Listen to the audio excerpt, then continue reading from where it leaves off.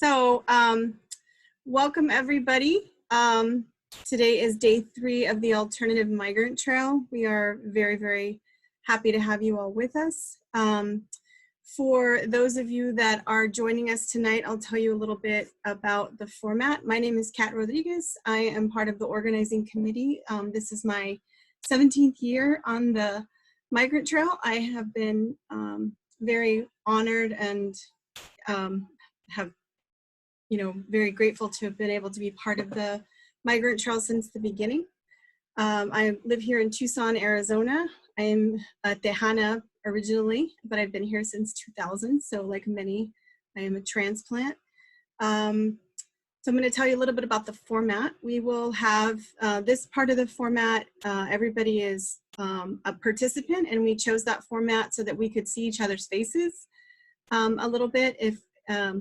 And so I will introduce our speaker in a few minutes, and then we will take a quick little break after the presentation.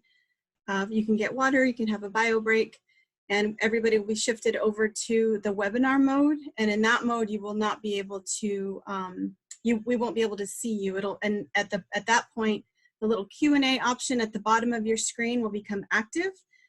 So if you are, while Nellie is presenting tonight, you can be thinking of your questions, but you won't be able to type them in that box until we shift over to that mode.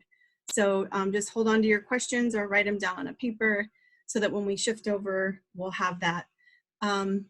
We hope that you have been finding meaning in this format. For those of us who are used to walking, this is the first time in 17 years I've been in my house during the Migrant Trail, so this is very different for a couple of us. I miss the desert, I miss the physical community, and I think we're all kind of in that place in COVID land right now.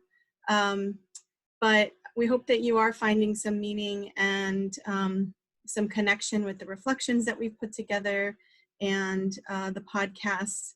And if you were able to do the reading this morning and listen to the podcast, you hopefully learned just a little bit more about the issues and injustices that face Indigenous community members as they have to access the border, as they come to seek asylum, as they're trying to cross the border, as they're seeking refuge, and have learned about the many layers of issues with that, interpretation issues is a huge thing, lack of representation, lack of even being able to be identified as an Indigenous community member, and therefore disenfranchised on multi-levels by our government over and over and over again. So I hope that you just had a little glimpse into that. I know that's new for a lot of people. I've been volunteering at Casalitas for the last 2 years and have interviewed a lot of people who have come through seeking asylum, and many of them have been Indigenous community members, and I have learned a ton and have just a pain in my heart for all that is going on and continues to go on. So I am very, very excited to present to you Nellie Jo David. She is a member of the Tohono O'odham Nation. She works to strengthen Indigenous rights and autonomy imposed by the U.S.-Mexico borderlands. She is part of a co-founder of the O'odham Anti-Border Collective. As you know, this Migrant Trail is all the proceeds from the registration fees and donations are 100% are going to 4 organizations, and the O'odham Anti-Border Collective is one of them. Nellie Jo is a part of the O'odham Anti-Border Collective is a grassroots group dedicated to maintaining connections despite colonial barriers. She's from Ajo, Arizona, traditionally Hia Ced O'odham, Arizona, or territory. Hopefully she will correct me later how to say that. Just west of the Tohono O'odham reservation.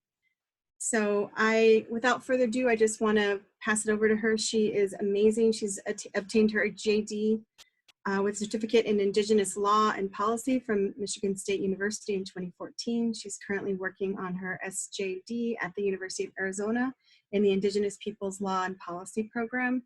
She's also, I'm a volunteer with the Alianza Indígena Sin Fronteras, and she also is a researcher with that organization. So without further ado, I would like to hand it over to her and take it away.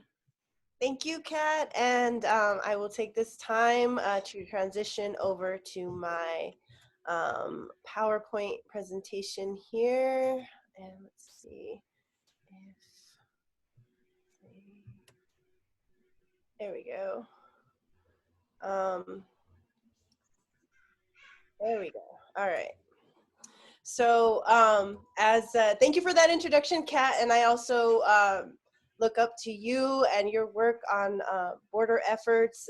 Thank you so much for inviting me today. It's an honor and privilege to be here and to share a little bit about what we're going through as O'odham people being crossed by borders.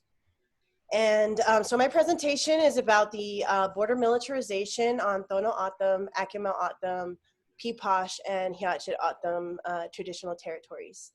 Nellie And Jo, did you want to hit your present button? I think it'll make it big for us. okay, let's see see. it like small. There's a present button at the top to the right. Okay, it is. I think I put that there. I thought. You pressed present? Oh, that's I weird. did. Well, wait, not on. I did on the Google Slides, but is there another present on the? No, we're just seeing the whole page right now. Yeah, we're seeing the whole website. The front thing and then the whole. Like we see all your. Let me redo it and see if I can get it better. Okay. So see what happens. Okay, there. Move, present. See, for some reason, it just wants to go half a screen for me. And then, is it just the top part that it's kind of not showing? No, it's showing each slide little, like the whole thing's small, and then you can't see it big. If you click next to where it says present, there's a down arrow. You can try the present from beginning and see if that does, or maybe the presenter view. I'm not sure. It's to where the present button. There's a little down arrow to the right, and okay. This just is the same thing. Let's try it. And you should have like presenter view. I could also there maybe that. Try that. Let's see. Okay. If not, I could do my screen and then you could just tell me when to advance. Okay. If that would help, because I don't think it's changing from the format. Okay. Why don't we do that? Yeah, I have it in presenter view. I don't know what's. And present from beginning. The presenter view includes the Q&A with speaker notes, which is probably what you're seeing. So I don't know if you hit present from beginning as opposed to presenter view. I think presenter view is for like when you have a second screen. Well, I tried both. Oh, you did? And it's still both is, yeah. Okay, well, I'll just, if you want to unshare screen, I'll share my screen and I'll just put, I'll put it up and you just tell me when to advance. Okay, that sounds good. All right.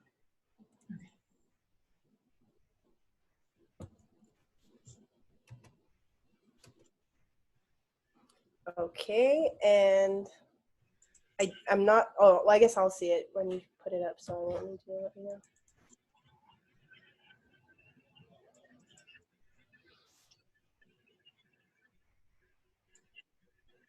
There we go. That's full screen. Okay, okay. Now it's working. Good job. All right. All right. So my presentation is about border militarization on O'odham territory. And if you go to the next slide, so these names aren't all inclusive. So Tohono O'odham means desert people, Hia Ced O'odham means sand people, O'odham means river people.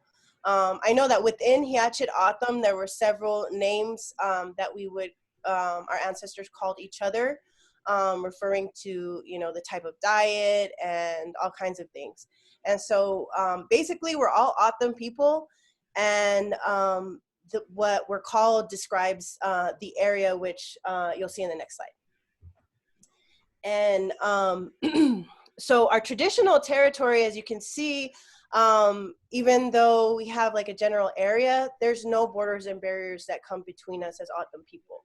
in our traditional lands. And you'll see that our landscape goes as far north as Phoenix area, where Acamel territory is, as far west as Yuma area, as far south as the Gulf of California and Caborca, and as far east as the Tucson area and the San Pedro River. And so all of the O'odham people, it just pretty much describes our area where I'm from, Hia Ced O'odham, being the area where I'm from, which is the San people. And so all of us are pretty much impacted. All of us O'odham are impacted by borders crossing us and pretty much dividing us against ourselves and our own people, where we've lived for thousands and thousands of years. Next slide, please. And so this is just a little preview of what we see now. And I'm going to go into a lot more of how we're affected by these dividing lines, not only by the US-Mexico border, but also by the reservation lines, checkpoints, national monuments, bombing ranges, and settlements where we now live. Next slide, please. And here's just another map or another two maps that show traditional area. As you see, there's different representations of our traditional landscape. But the reservation area is roughly the size of Connecticut, and it's a pretty large chunk of land in both Arizona and Sonora, Mexico. Next slide. And a little bit about me. I'm from Ajo, Arizona. Ajo is a border town in every sense of the word. You'll hear about border towns outside of the reservation. Ajo is that. It's right outside of the Tohono O'odham Nation. It's a town where Native residents often experience discrimination. It's kind of a well-documented thing that outside of reservations is where Natives often experience violence at the hands of the settlements that have encroached on Hia Ced land. And so Ajo is traditionally Hia Ced O'odham territory. It's just west of the Tohono O'odham reservation. It's north of Sonora. It's east of Yuma. And pretty much all of our towns, Sonoita, Ajo, Yuma, and there were several other villages and towns in between where there's now the bombing range and Cabeza Prieta and Organ Pipe. All those areas used to be very connected with each other. We still are, like Ajo and Sonoita is still connected and we all are connected family-wise, even though we don't have access in the way that we used to, because so much has changed in the last 150 years. Next slide, please.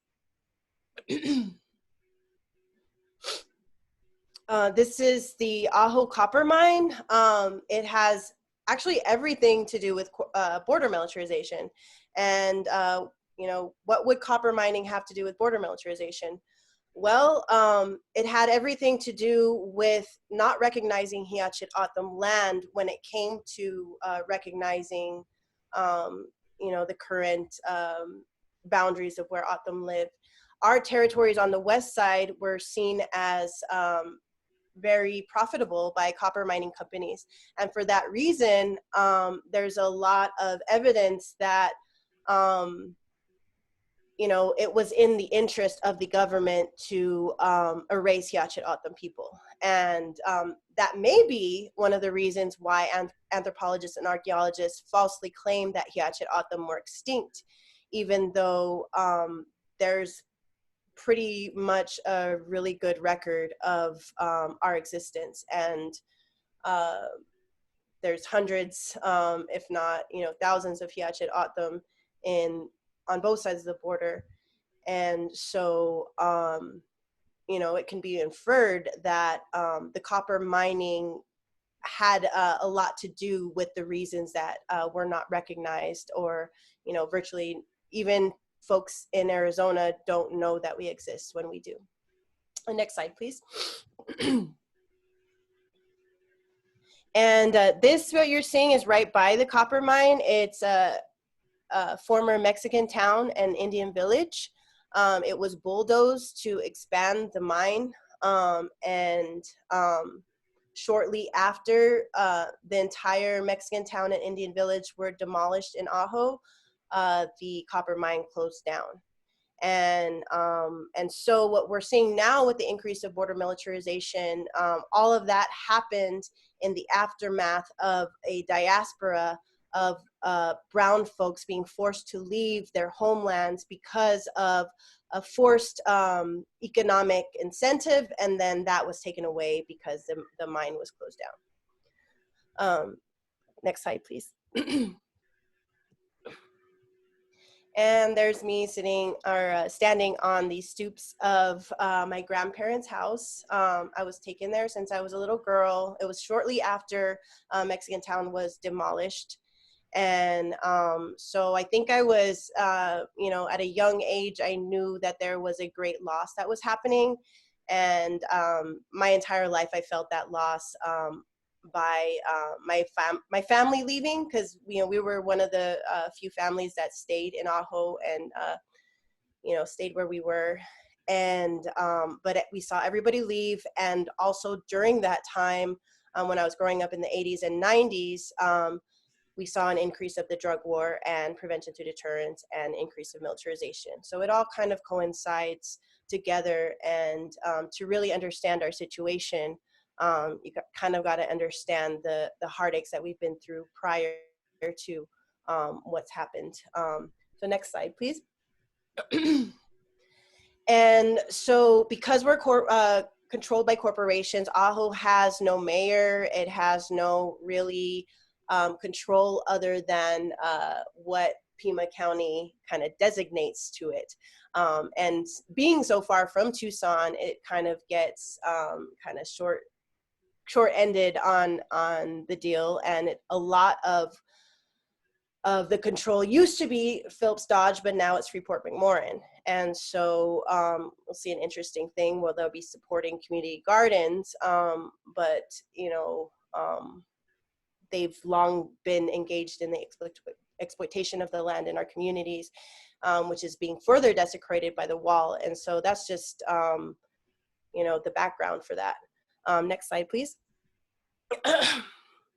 And so all of that really coincides with the militarization, the wall, everything that has happened. And that timeline, I'll try to go through rather quickly so we won't spend too much time on the history, but O'odham people have existed here in this territory since time immemorial.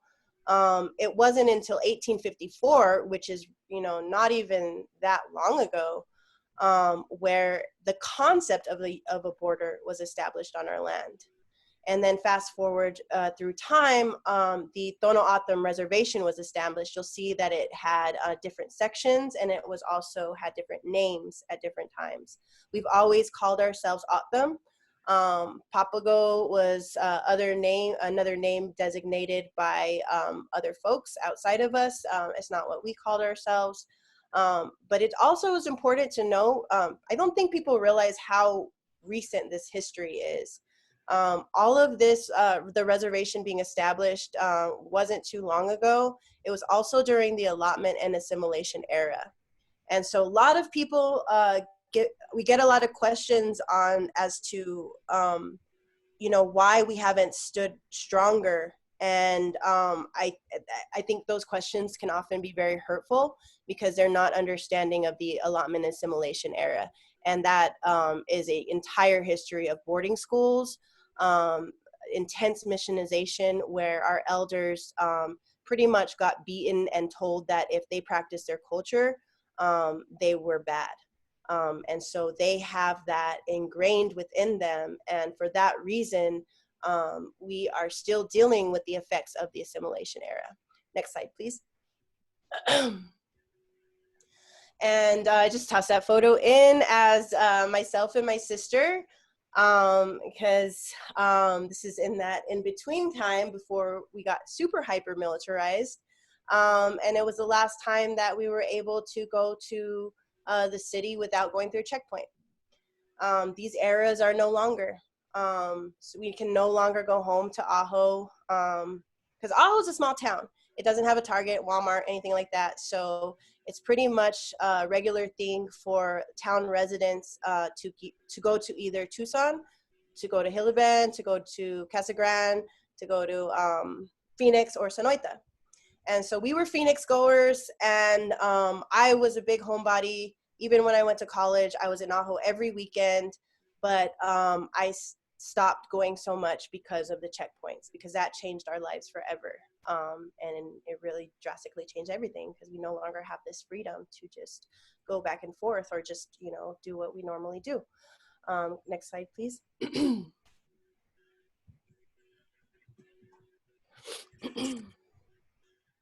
And so, you know, the time where the preface of where we experienced what we're experiencing now, 1941, the bombing range was established. It's relevant because it's now very much a part of the Prevention Through Deterrence corridor. 1980s, we had Reaganomics, the war on drugs. 1994, as we know, NAFTA was paired along with Prevention Through Deterrence because it was known that the increase in migration that NAFTA was causing would cause death. And so there was an intentional policy to deter people that were migrating with, you know, the detention or the intention of scaring them so badly that they wouldn't come, which we know doesn't work, because we have very many deaths per year that happen. And you know, that was part of many of our experiences along the border. For Aho residents, for residents along the reservation and all border communities, it's a regular thing for our lands and territories to experience a high amount of death, suffering, people looking for water and food and subsistence. And so when I grew up during the 90s, during the Prevention Through Deterrence era, it was a regular occurrence to encounter migrants that were in need of water and food. And in my culture and community, in O'odham culture and community, it is unheard of not to give water. In the community I grew up, it was just, you know, that's just something that we did. That's because we're people and they're people. And so obviously water is something that we do, and it wasn't, you know, any second thoughts given. Next slide, please. And then after 2001, September 11th, we had a rapid increase in militarization. So we already had Prevention Through Deterrence causing destruction and death, and then we had it ramp up. And in 2004, there was a hiring of 10,000 more Border Patrol. 2005, we had the Real ID Act, which now we're experiencing big time, because that's what originally allowed the Secretary of Homeland Security to waive laws along the border. In 2006 was when we saw that, you know, the effects of it come to pass. And as O'odham people, we saw that right away. There were Native American Graves and Repatriation Act was waived. 700 miles of border fence was installed. And even during that time, they were, construction workers were uncovering the remains of O'odham ancestors and disrespecting the bones of our ancestors. And so one of the things that's really hurtful now is people won't believe that we know that this is going to happen, but we know this is going to happen because it's already happened before, and it continues to happen every time there is wall construction, because we've had such a long history of living on this land. They're going to find, if you're going to cut a line through an entire area where where O'odham people are have been for thousands of years, you are going to disrespect our graves. You're going to disrespect our ceremony sites. And so,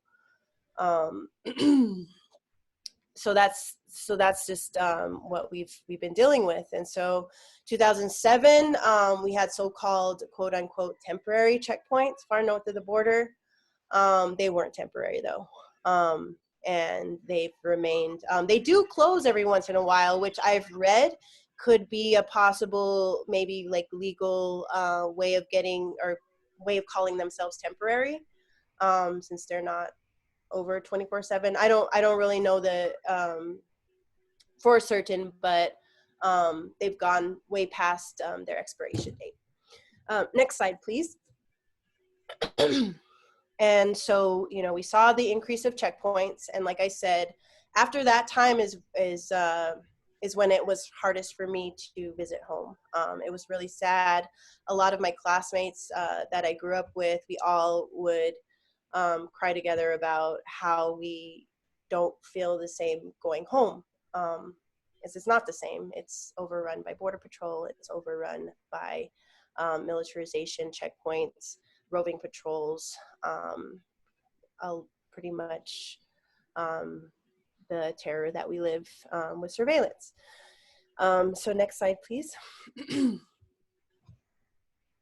And that's just another view of the checkpoint on 86. We have several. We have them surrounding every area of the reservation and between there. I think we're the only reservation that has a checkpoint between another area of the reservation. And so this checkpoint actually, if O'odham want to get from Cells to San Javier, they have to go to this checkpoint. And so we can't even transverse on our own lands without going through a checkpoint. Next slide, please.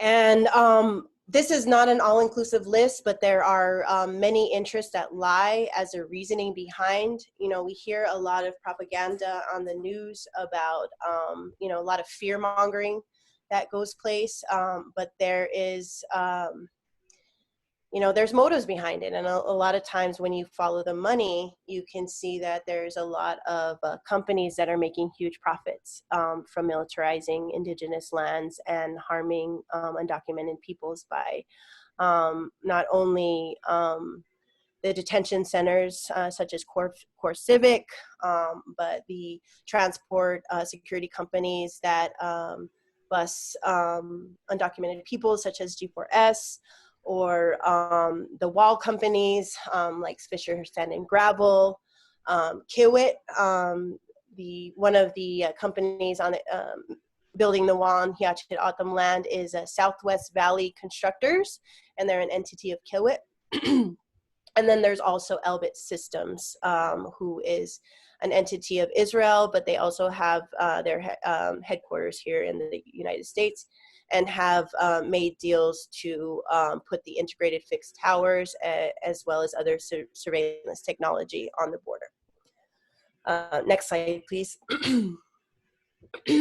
And so here's our situation currently as we're looking at it, after we've had all of these really messed up policies that have divided our lands and interrupted our ceremonies, way of life.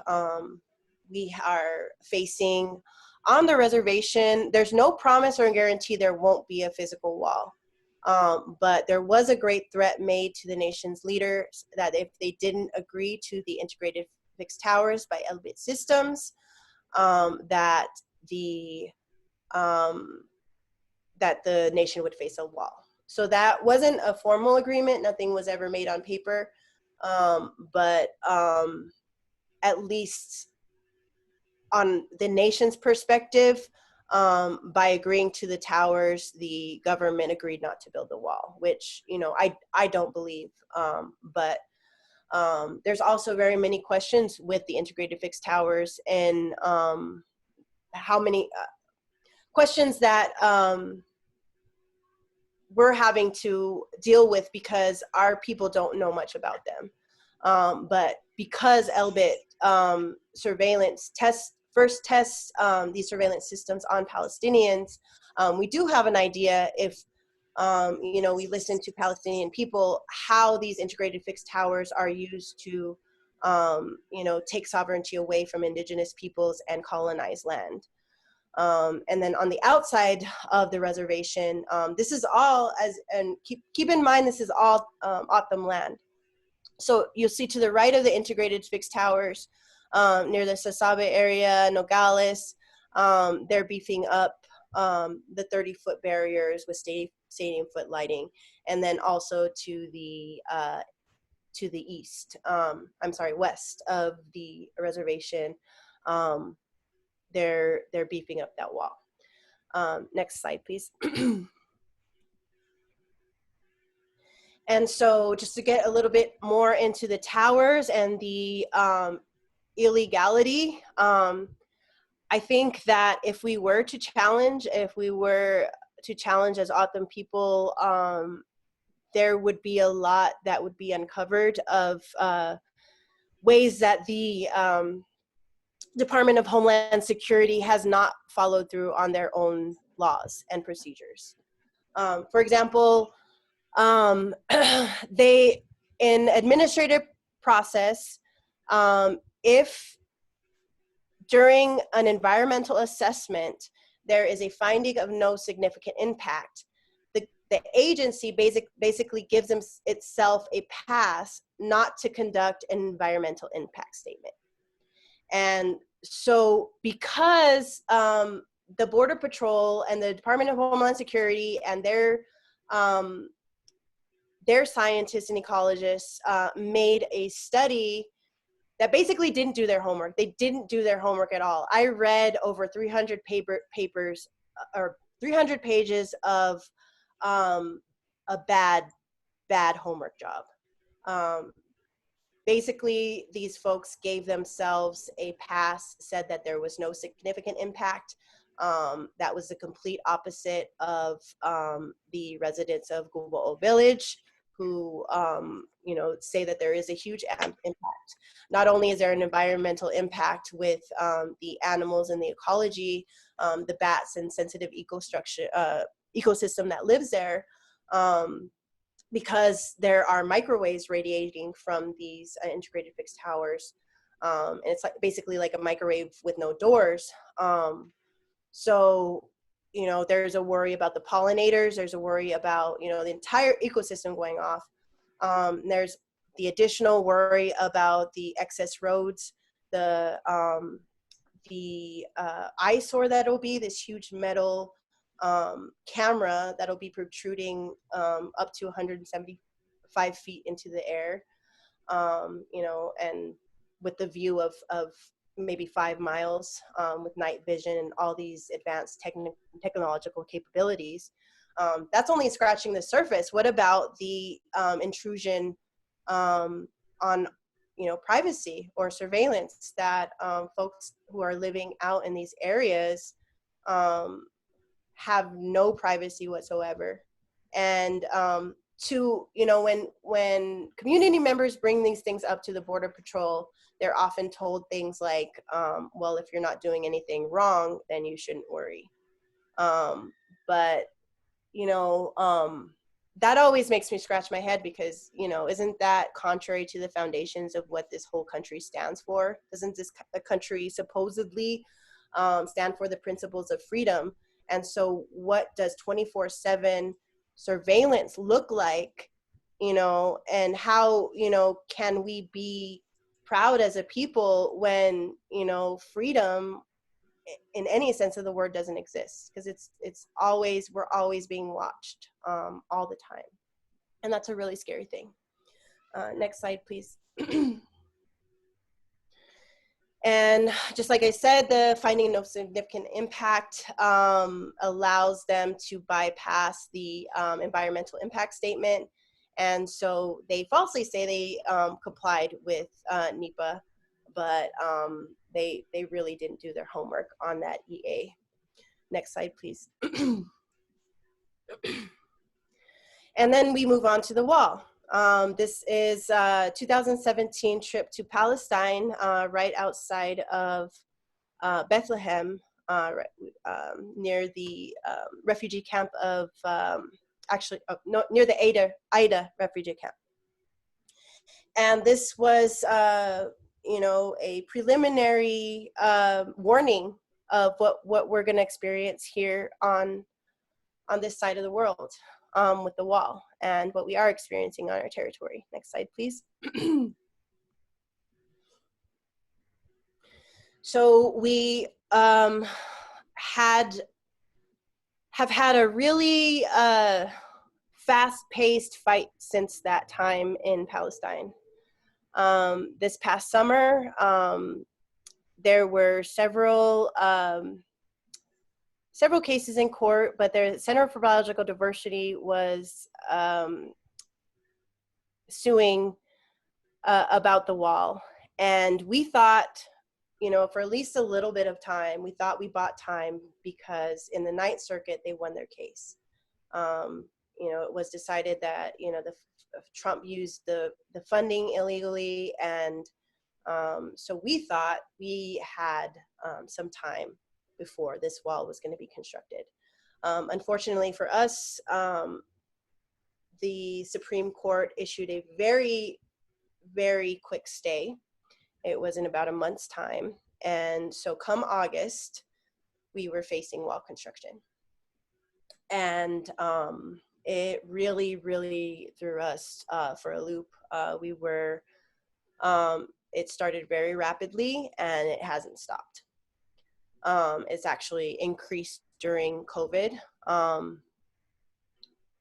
I don't know to what percentage, but during the time where, you know, a lot of us feared for our health and safety, in my community of Aho, we experienced an increase of border workers, and there was no regard for the pandemic. And so there were basically man camps being established with no regard for our parents or, you know, the health and well-being of our community. Next slide. And here's a picture of the well drillers. So what they're doing, there's not only these huge panels that are coming through on these big trucks filled with the panels and all the other construction vehicles, but there are these companies that go and they find where the groundwater exists, and they'll just go around and pump anywhere. And there's been a lot of false promises. We were told that these well drillers wouldn't drill anywhere near our sacred sites, but they did not follow that protocol. And we're drilling the wells very close to our sacred site of Quito Baquito. And unfortunately, in a lot of the areas where, you know, areas of desert where there's scarce water anyway, a lot of the water levels are really low. At Quito Baquito, it's a lot lower than it was when the wall construction first began. And that's really scary, considering that, you know, that it's a sacred space. Next slide, please. And you can just see the drillers being really careless, and you know, just a constant stream of water. When we were going out there regularly, they would be constantly spraying the roads to make it smoother for the companies. And then it takes thousands and thousands and thousands of gallons of water per day to mix concrete in order to establish or at least keep the steel barrier stable. And so in order to construct the wall, they're taking one of our most precious resources that we have in the desert available. Water, you know, is life. Water not only provides, you know, gave Hia Ced O'odham the ability to be here, because we wouldn't be here if it weren't for Quito Baquito or any of these watering holes that allowed our ancestors to drink. And now, you know, that our ancestors were forcibly removed from this area, animals, plants, and people that are passing through will no longer have this resource. And And that's another thing that's really scary. We've seen around the city areas a great depletion in water, and so it's something that especially during the time of climate change, we really need to be of concern. Next slide, please. And this is these are a few pictures in and around our sacred site of Quito Boquito. To the left, you'll see the stream of water that leads into the middle pond where we are, and it's a beautiful, beautiful area. There are Sonoran pronghorn that roam the area. There's also Quito Boquito pupfish and the Sonoran mud turtle, and they're the only species of their kind. And so if the spring were to dry up and these species are killed, we will never have them back. So this damage is super permanent, and it's devastating. There are really no words to describe the loss that we're feeling. Next slide, please. And so what have we been doing about these desecrations that have been happening? Well, there was a lot of talk. We would have loved to been able to establish a human chain, across the border and prevent these people from doing what they were doing. But, resource-wise, that wasn't possible. And so when we were, talking amongst ourselves, we decided, what do we as O'odham do? Well, we're runners. Part of the hurt that the border has caused to O'odham people is it's disrupted many of our ceremonial runs, including the salt journey from Akimel O'odham territory down to the ocean. And so in the spirit of that significance, we wanted to run from the area of Darby Wells, which is a former Hia Ced O'odham village outside of Ajo, down to Quito Boquito. And so we were inspired by one of our youth, Andre Cipriano. We were inspired by him to do this run. We did it in basically a week's notice. And so he ran from Guvo'o to Y, which is a pretty good distance, because he was upset over the wall being built, and we just couldn't believe it. We were all inspired, and so we threw a run together, and it was really beautiful. And I really cherish that time. I'll never forget it. At the time we did it, the water levels at Quito Boquito were still really high, and it was just something really important that I'll never forget. We got to see the area before it was damaged. And so that really meant a lot. Next slide.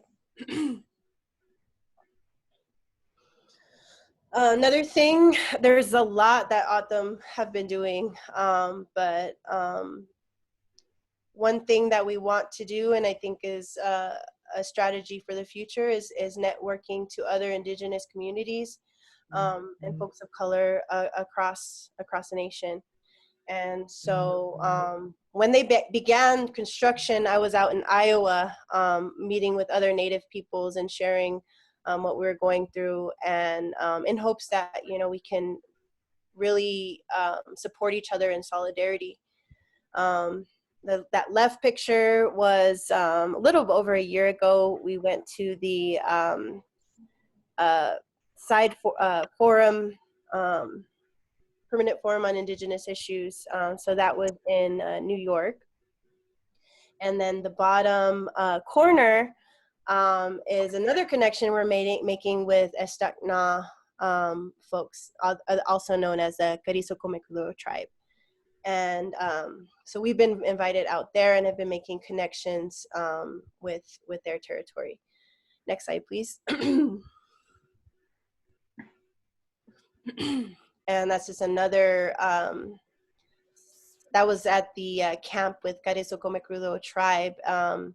they've had an ongoing camp to protect a cemetery, a very historical cemetery. So I had the honor of staying out there on their very sacred land. And a lot of their issues intersect with ours. Being another tribe that's crossed by borders, we deal with Border Patrol harassment, checkpoints, and an array of issues. They're also dealing with fracking. You know, out here we have a bombing range, and so we're having the military test their capability for war to protect oil and other resources like that. And so on the other side in Texas, they have the oil that they're trying to export with export through pipelines and things. And so in conjunction with the border wall, they're actually looking for protection of pipelines. And so that was a lot of interesting intersections that we make in doing this work. They pretty much intersect in every direction that can be. And it, you know, knowing that these issues intersect, that really builds our power, because we're able to connect with other people who are suffering and know that we're not alone, and you know that the fight is bigger than us. Next slide, please.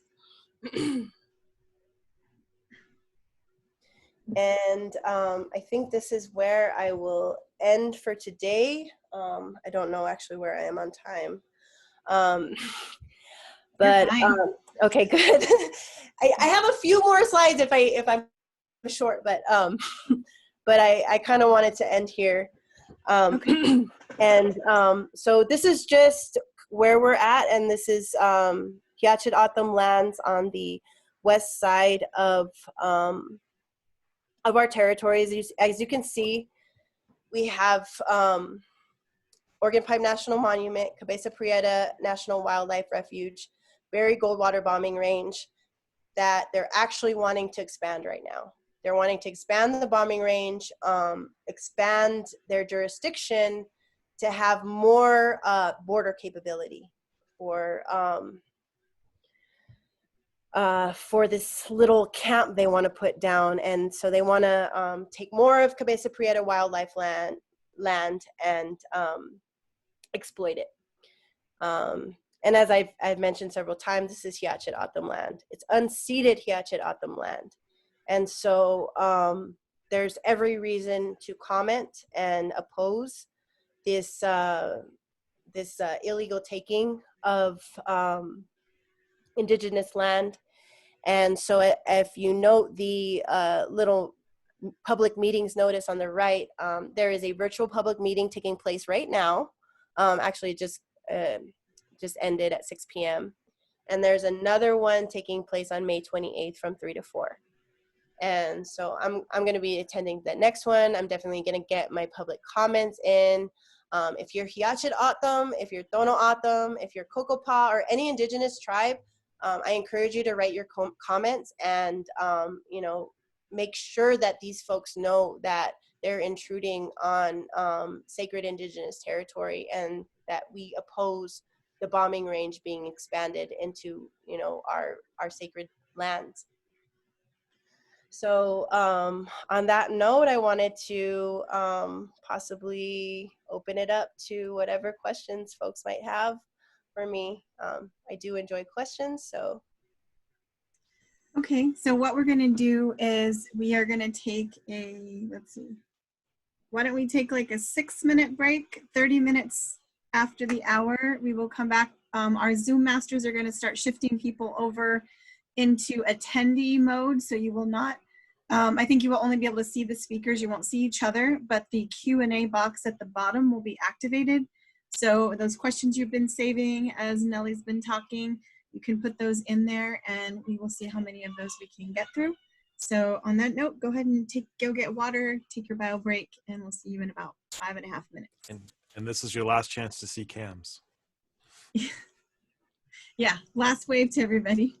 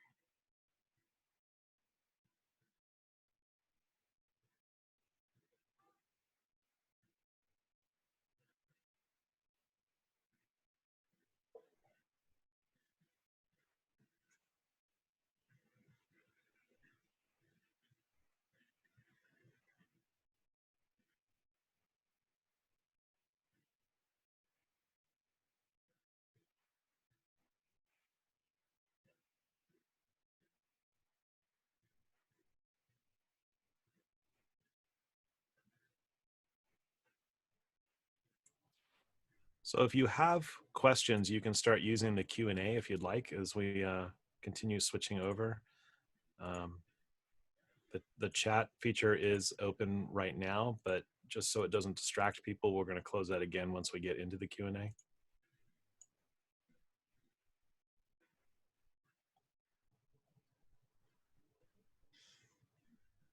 And everybody should be over now.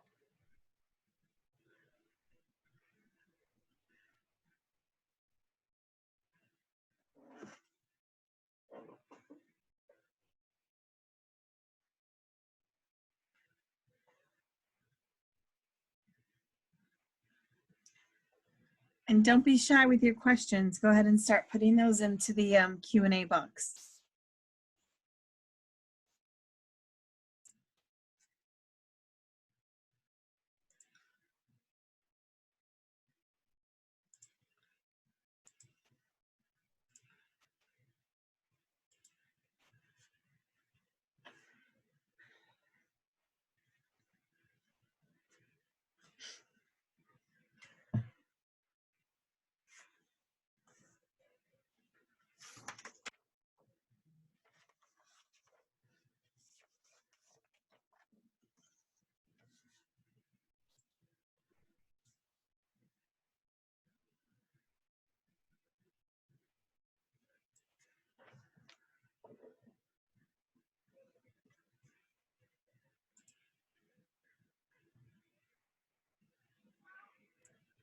Nellie, are you able to unmute yourself?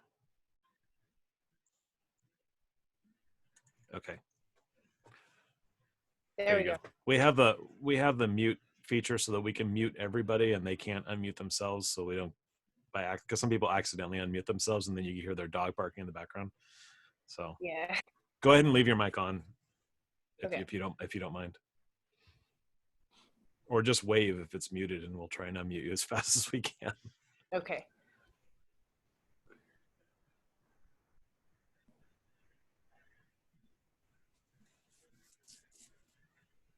Okay. Are we gonna get started, or should I just start? Or Yeah, I think we're ready now.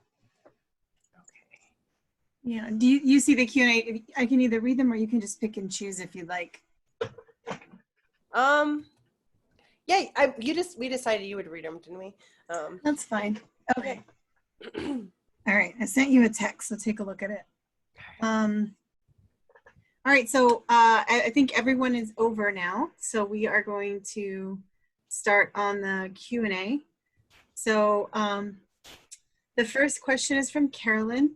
What can non-Indigenous people do to help solve the problems of the O'odhams on the border? That's a really good question. I think one thing you can do is do something like the public comments and encourage folks to listen to Indigenous people. Encourage your Congress people and your elected officials to listen to Indigenous people also. And so you can support in that way. You can listen for when we do call outs and asks. Because you know, lately a lot of folks, even though Indigenous nations are, you know, usually encompass a lot of people, and so it's always difficult for, you know, a large mass of people to be represented. But we are trying to better, I don't know, kind of come to an agreement on how others can help. And when we can do that and make an ask of folks, it's super helpful when, you know, they can follow through and just know, you know, hey, this ask is being made of me. For example, we've had ceremonies and, you know, folks that we know and we trust, we can call on those allies to support and protect those ceremonies. But first, we need to make sure that they're reliable and trustworthy enough to do that. And so by being consistent with asks, I think that helps build that trust. And another thing that you can do is, you know, by being a part of this, you're contributing to our organization. And we definitely need resources and capacity. And to be able to put on our own events and kind of even get together. Out in Quito Boquito, if you're living in Ajo, it's 45-minute drive to get there. If you're in Tucson, you know, it's nearly 3 hours. That's a lot of gas. It's a lot of resources, and a lot of times the folks on the ground are doing everything out of pocket because we're doing it out of passion.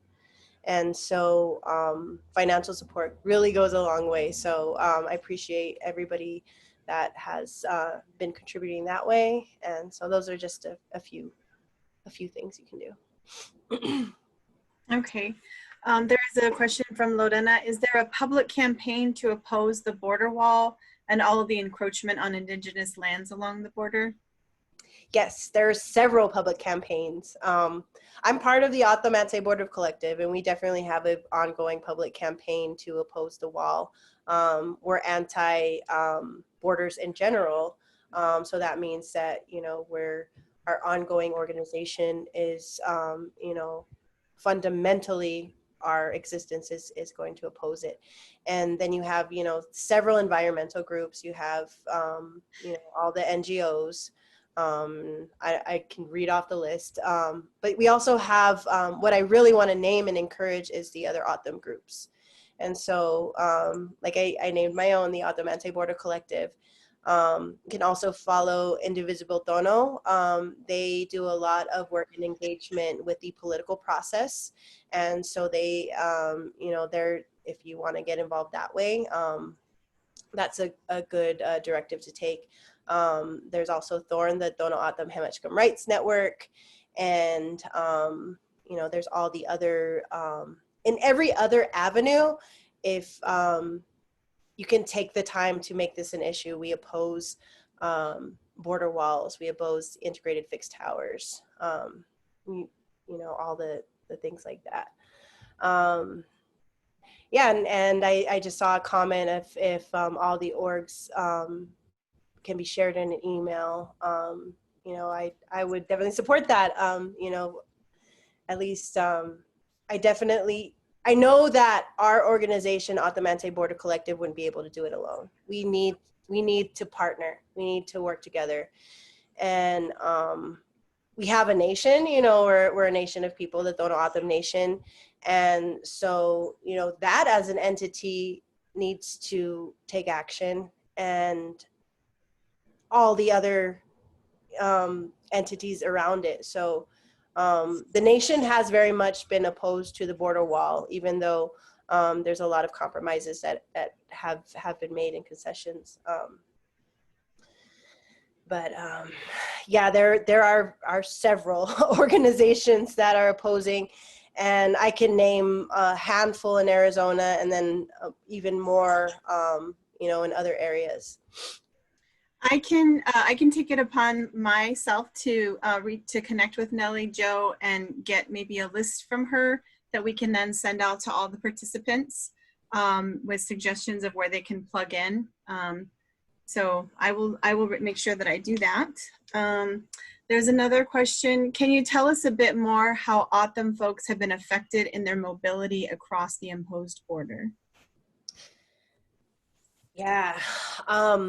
Well, there's several stories that I can get into, either personal stories or stories of family members. I never really chose this work, but one of the reasons that I got into it was because I was angry because of family members' mobility being imposed. For example, like when they installed the checkpoints around 2007, 2008.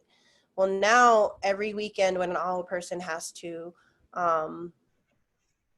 you know, return to Ajo, they have to get questioned on where they're going, where they're coming from, and sometimes even more outrageous questions that they're not supposed to ask. And so I've had the experience, as well as others, of Border Patrol agents kind of asking rude questions and getting people angry to the point where they have to go to secondary. So it's like, you now have the choice of whether you go or not, because you don't want to go through that whole experience. If you have a bad experience, your mobility is gonna be lessened because you don't want to have that bad experience again. And so that's one way. Another way is roving patrols. As I said in the presentation, Border Patrol has increased exponentially. One of the last events that we had in Ajo before COVID was we invited Mama Jules, and she's an amazing Lakota woman who does the Mothers Against Meth Alliance. And we did extensive planning. We were over the moon. She was coming over. I was one of the main event planners, so I had to be there in my rental car. But I ended up not getting to go to the event. Why? Because when I went to the reservation to pick up some event attendees, I got followed by the Border Patrol from the reservation all the way to Arizona, which is about a distance of maybe 40 miles. So, there's a good chunk of time where a Border Patrol officer was right behind me, and myself and my passenger were like, okay, are they going to pull me over? When is it going to happen? So they waited till we got to Y, which was like, 40 minutes of anticipation, heart beating. Okay, what are they going to do? My passenger's freaking out, telling me not to speed because, who knows? And then by the time they stop me, I get surrounded by vehicles, and they're questioning me, and I miss the event. So just that weekend, just that day, I got impeded by the Border Patrol. And, part of the reason we had the event, yes, it was about, Mothers Against Meth, but part of the reason we were having that was to, build up our community from the ground up, and because of these border issues. And then the very next day, we took our guest, Mama Jules, to our sacred site. And on the way back, lo and behold, we were harassed again at the checkpoint. And that was a pretty awful experience. I was still traumatized from the day before. They remembered me from the day before, and one of the passengers in the car made the remark, or heard the Border Patrol officer saying, "Hey, isn't that the same girl from yesterday?" And yeah, it was me. So that was a weekend, and that was the most recent weekend. But that's one example of how they do it. I've so many other personal stories, just going out to the res. I think the Guwa'o district area has it the worst. Every time I go out there's always Border Patrol. They harass community constantly. And so one time when I was out there, this is a couple of years back, but they forced a search. First of all, I refused to have them search my vehicle because, I wanted to assert my rights. And they're like, well, we'll find a reason to have a search of your vehicle. And so the Border Patrol officer commanded the dog to run around my car several times, and then made a very distinct and different command when it came to my trunk. And so the officer, because he did that, he falsely claimed, oh, the dog alerted because, the dog did something different when it got to my trunk. And I was like, no, you gave them that command. But, it's out in the middle of the desert. So unless you have a lawyer present, what are you going to do? How are you going to prove this in court? And I think a lot of people, the Border Patrol ends up getting away with a lot because people know that it's their word against the Border Patrol. So there's so many examples of how they impede movement. Roving patrol is a huge one. Checkpoints are a huge one. So that's. Okay. There's another question. Thank you so much. Just a clarification. There is no wall currently on the nation's land, just a tower. Where is the desecration of the sacred burial lands, and why is this allowed? Well, that actually isn't true. In 2006, there was a vehicle barrier installed. I mean, it isn't a wall, but there is a wall and there is desecration. Towers, the towers do displace burial sites also. And that's really hard to talk about because it is on reservation land. And we can't really disclose those sites without revealing and exploiting our own people. The towers do that. But part of the reasons I showed you that map on in my slideshow was to show the towers are in the middle and the wall is outside. And I showed you those maps of our traditional territory to show you the areas outside of the reservation. Yes, it is not the reservation, but that is still traditional O'odham land. And so all of that area where you're seeing with a wall on each side, that's where they're desecrating our burial sites. And I know there is on the east side of the wall or a reservation, but on the west side of the reservation is where I'm most familiar with because I'm Hia Ced, or I'm Hia Ced O'odham and Tohono O'odham, and I'm also mixed. So on that side, the area near Quito Baquito has sites where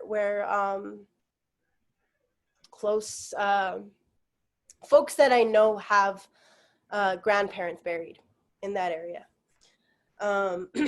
So there's that area that's being crossed by a border wall. And there's also the Monument Hill area, which was a battle site with Apaches. And also there's more areas outside of that. It's if you look on the map and go back to, I don't know if we'll be sharing the presentations, but it's a huge stretch of land. The Oregon Pipe National Monument, the Cabeza Prieta, the bombing range, that is all Hia Ced O'odham land. And so if you can imagine that barrier going through, it's absolutely going to destroy sites. And a lot of that includes burial sites. Okay, thank you. Thank you so much for sharing your professional and also personal experience. What does cross-border U.S.-Mexico organizing and collaboration look like for the O'odham people?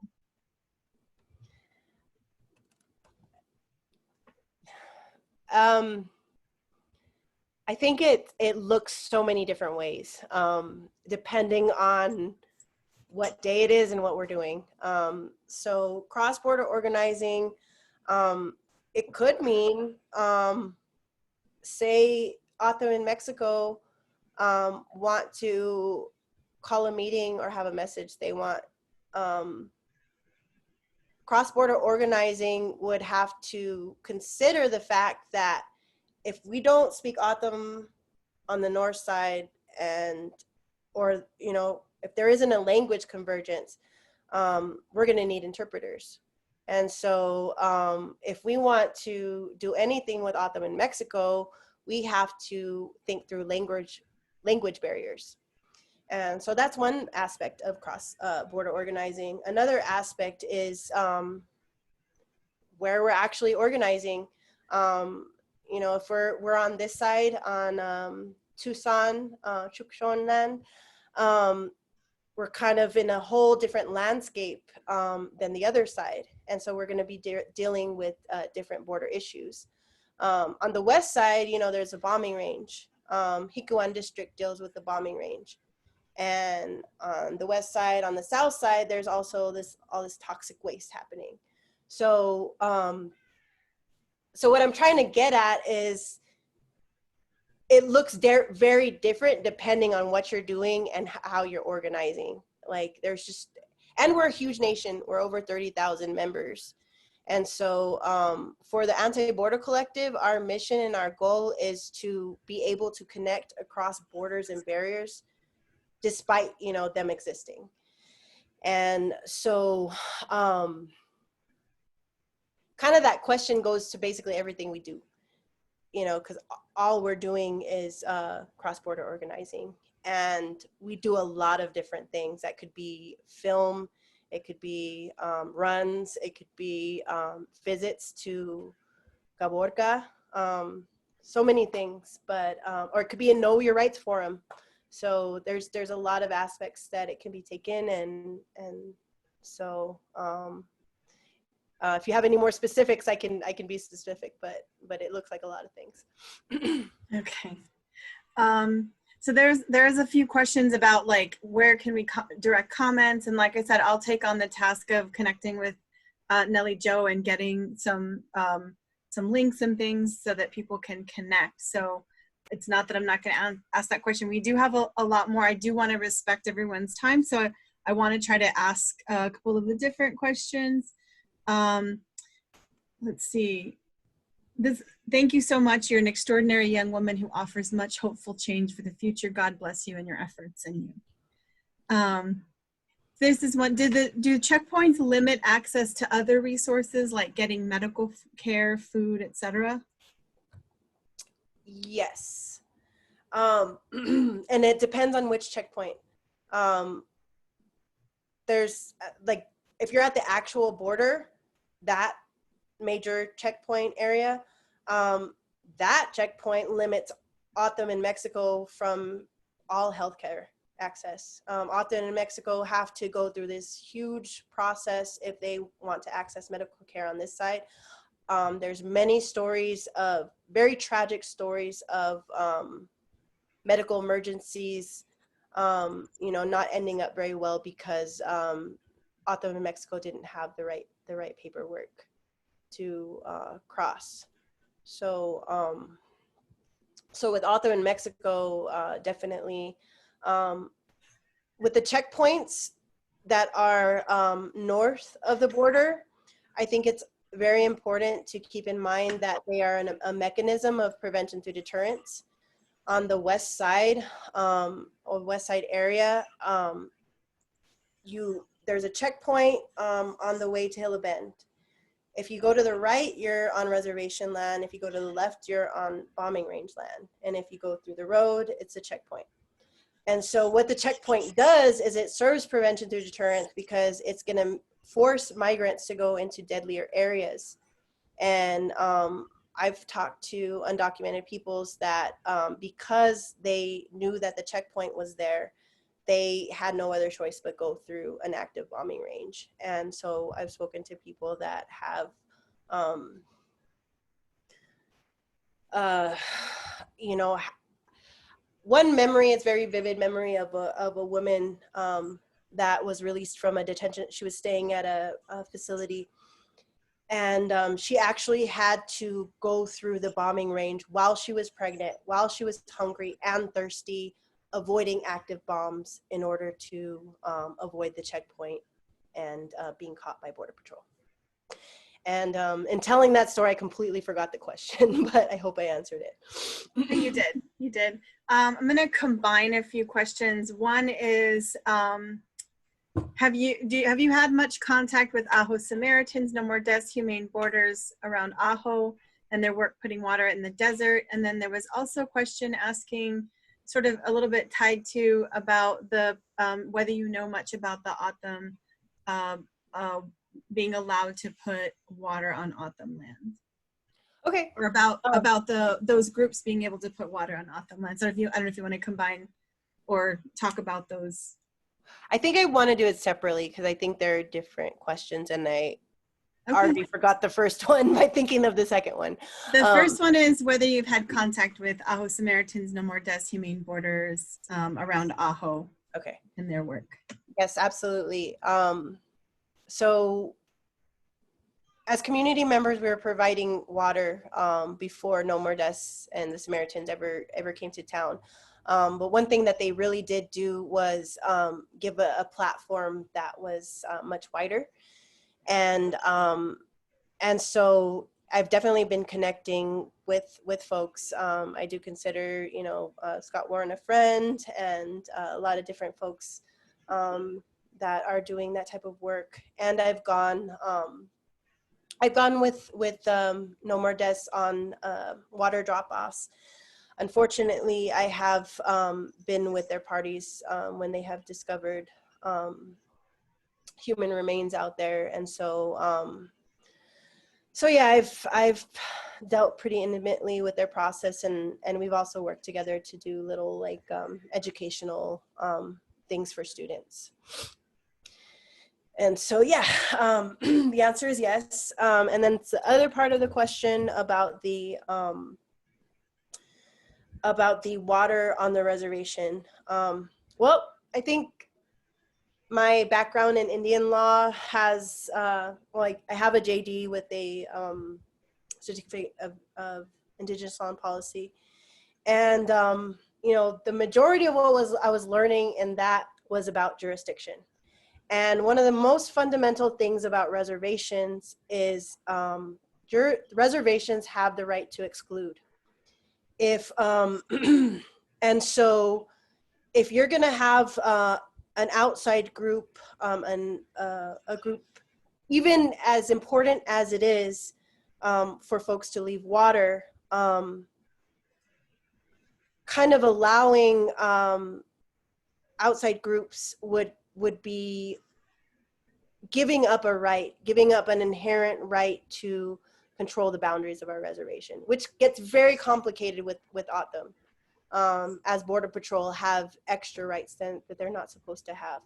And there's also this whole program called Stone Garden with the Department of Homeland Security, uses as a, I don't want to say bargaining, but more like a threatening device, where, you know, reservations, you know, Native people are dependent on the government because that was forced upon them. When reservations were formulated as a concept, you know, it was thought that, yeah, we're going to take away all your resources and you're going to be forced to depend on us, the government, to, you know, take our place. And so the government is not shy with using those resources as, you know, a bargaining chip. And they have not, that's basically how they've run their policy on the reservation, is making O'odham people, using prejudice, discrimination to make O'odham seem like we're criminals for existing on a borderlands, opening up meetings, talking about how much marijuana they're finding, which is, you know, ridiculous in our current state with legalization and everything, how O'odham are constantly being told, you know, you're criminals because of marijuana is found on the reservation. And Border Patrol have been known to open up meetings on the reservation and like, this is how many we found, and then they're able to run things that way because they've started with the bargaining chips that, you know, we are the law enforcement and you are the criminal, so you're going to do what we say. And so with the reservation, it's really complicated because there's all these forces taking place. We're already discriminated by law enforcement and by Border Patrol. But, you know, if the leadership doesn't agree to what they're doing, we could have resources taken away, vital resources that are necessary for our programs. So it's, this question, I kind of hate the question, to be honest, because it's just really hard, considering how the U.S. government has, you know, forced the Tohono O'odham Nation to be in compliance and created this situation. And, you know, so there, you know, in the past, there has been internal conflicts about leaving water. And I think a lot of that has to do with that pressure that I'm talking about. Just, you know, to go back to what I know, and keep in mind, I'm not a council person, I'm not a tribal chairperson. From what I know of my culture, it is within our culture to leave water. And so everybody that I've always known has done so. Thank you. Let's see. Here's a light one from Raphael and Leilani. Do you feel the dominant environmental movement's narrative at the border does not give sufficient attention to the death and criminalization of migrants and the impact on Indigenous communities? Absolutely. I absolutely feel that there's a disconnect and a divide. And early on with the wall, I mean, this topic I can probably go off on for a long time. But it was really frustrating in the beginning when wall construction was in full force, because in the media, I was Googling wall and I was Googling Hia Ced, and there wasn't anything, not anything. And so for that reason, I started, you know, a lot of folks were contacting me too. And so I, you know, kind of gave some nudges here and there. Hey, Center for Biological Diversity. Hey, Sierra Club. Hey, well, you know, I kind of work with Sierra Club already, but like kind of nudging the people I know, like, say our names. We're Hia Ced O'odham and we're still here. This is our sacred site. It's not just pristine wilderness. It's not just beautiful land for the tourist eye to behold. And a lot of that narrative is what these environmental groups, that's all they talk about, is just like, oh, we're losing this beautiful tourist landscape. And no, you know, this is our traditional homeland where we've lived for thousands of years and our ancestors are buried. And I don't think that that narrative should be so dominant. And I think that there's a lot of strides to be made in environmental groups recognizing Indigenous land. And also, you can also, you know, apply that to immigration too. You know, I think the question askers kind of maybe know me a little bit, and some of the experiences that I've been through, or we've been through with this. And one of the really difficult things back before Trump, that's been played since the beginnings of colonization, is divide and conquer strategy. And I think that because in the past, environmental groups can also be white dominated and also be racist. We've had some rifts in the past. I know like 20 years ago, environmental groups were still being problematic and not calling out Border Patrol for trashing the desert, and, you know, kind of harping on Minutemen rhetoric of things, which, you know, that was problematic. And then, you know, around the time of immigration reform, that was one of the most hurtful times of my life, to be honest, because we didn't have any bargaining trips at that time. We were having our land militarized, and they were expanding prevention through deterrence, making things so much deadlier with, you know, and the compromise was that there would be more militarization as in exchange for a legal status. And so right there, you had white entities in Washington, because we are dominated, it's not like brown people are controlling things. So you have Washington, you know, dominating this narrative and forcefully pitting Indigenous people against migrant people, which doesn't make any sense at all, because some migrant people actually are Indigenous too. So it's just like, you could see failure just emanating from that. And it was so hurtful at that time, and it sucks now. I mean, Trump is so much worse, but one of the good things that has happened because he's so awful is that people are, you know, shifting that focus from things being separate, and people are realizing that no, Indigenous, these issues intersect a lot more than we think. And when the folks that are actually being affected, which is, you know, brown people, Black people, folks on the border, migrants, when their voices are given, you know, more of a platform, that's the best thing that you can do to help. You know, I think for way too many years, our voices have just been silenced and kind of just folks have spoken for us, or just not spoken to the right things because they haven't amplified the voices of the people that are experiencing the most harm. Great. So in the interest and in respecting the amount of time and energy we've just drained out of Nellie Jo, I'm going to wrap it up there. I will end with this final comment from Annette. Thank you, Nellie Jo, for your courage and heart and your work. Thank you. So I'm gonna call that on the Q&A. I saw some of the comments asking about resources. Again, I will try to put some things together. I'm gonna be doing that for the other talk that I did. So we'll try to put some things together to send to folks at the end. I am also gonna intentionally make sure we are not putting more labor on our presenters and taking that on as organizing committee. I have just a few things. First and foremost is just to thank Nellie Jo for the amazing talk. I feel like we could sit here for another hour and a half and we would still like have a million questions. So if you have been moved, if you've been enraged, if you've been, you know, inspired by things you've heard today in the podcast, the reading today, and the talk tonight, we encourage you to learn more, to reach out to try to get resources.